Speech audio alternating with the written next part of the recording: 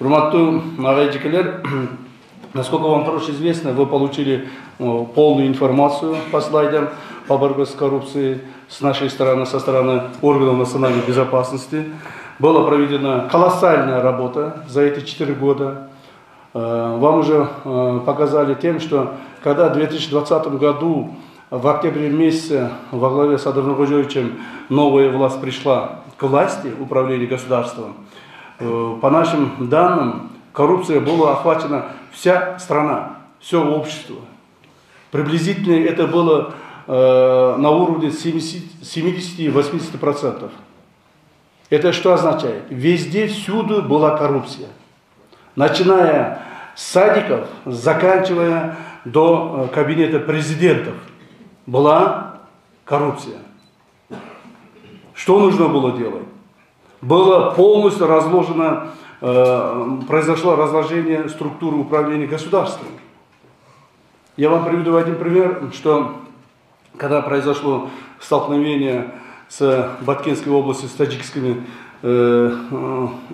военнослужащими, когда у нас произошел этот конфликт, что у нас случилось? В мае, то есть это произошло в мае, 30 апреля, 1 мая 2021 года. Это было полгода, как мы пришли к власти.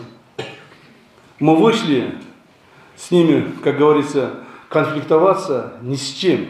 У нас ничего не было.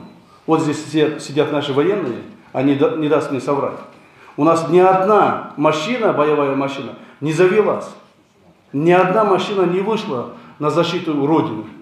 Так? Наши солдаты Министерства обороны, в основном солдаты пограничной службы, выходили только с автоматами и пистолетами, произведенные 50-40 лет назад. Ничего у них не было. Даже у них бронежилетов не было, чтобы одеваться, выходить. Поэтому у нас потери были большие. Так. Наши солдаты пограничной службы выходили охранять государственную границу на тех УАЗиках старых, которые нам выдавали лет 10, 15, 20 лет назад. Или на этих портерах. Выходили и прямо на портере садились и охраняли государственную границу. У них других боевых машин не было. Не было возможности одеваться, охраняться. Зарплата была 15-17 тысяч сомов. То есть практически государство даже не смогло обеспечивать свою национальную безопасность.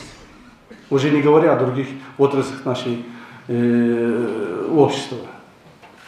В таких условиях нам пришлось начинать работать. И благодаря активной позиции нашего уважаемого президента Садама Ходжоевича и хорошей слаженной работы команды его пришли к сегодняшнему дню. Сегодня какая ситуация? Я сразу же скажу, что какая ситуация, я уже вам рассказал, какая ситуация была в Министерстве обороны, погранслужбе. Сейчас какая ситуация? Тогда, когда у нас случился этот конфликт, у нас была только единственная одна машина, бронированная, гражданская машина, джип был, который нам когда-то, оказывается, подарил Крим-авторитет Эркин Мамлеталиев. Так? У погранслужбы единственная машина была. С этой единственной машиной мы возили боеприпасы, там, где происходили столкновения, и вывозили оттуда наших убитых или раненых солдатов. Другого выхода не было. Единственная машина была. И то эта машина была гражданская. А сейчас какая ситуация? После мы начали вести работу слаженную. В данный момент ситуация кардинально изменилась. В вооруженных силах, погранслужбах. В данный момент наши вооруженные силы являются одним из самых боеспособных в Средней Азии. Ситуация изменилась. В данный момент в погранслужбе имеются новые бронированные автомашины, изготовленные по нашему заказу в Дубае. Так, солдаты на чем ездить. Новые бронированные автомашины, заказанные нами в России, «Тигры». Всего их энное количество, несколько, уже сотен машин. А в данный момент все склады, есть новые склады, полностью боеприпасы, вооружение, военная техника полностью обеспечена у нас. Поэтому спокойно живем, спокойно стало, все решается, все вопросы стали на свои места. Так. Более того, в данный момент у нас имеется уже в открытых источниках, это тоже есть, это можно объявлять, и все это вы тоже знаете, что самые современные беспилотники БПЛА находятся в Кыргызстане. Начиная Байрактаров, Аксунгуров, Акинджи, все находятся только у нас в Средней Азии, только у нас в Кыргызстане. Все виды. Так? Поэтому мы уже, как говорится, не то что боимся, не боимся, мы уже обеспечены тем, что можем обеспечивать свою безопасность своей страны. То есть у нас уже ситуация кардинально изменилась. Урматтуу мекендештер, урматтуу айдоочулар.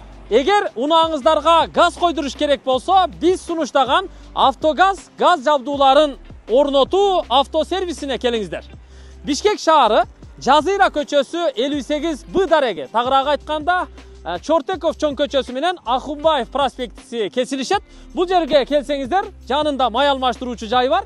Автогаз газ жабдууларын орнотуу ишканасы.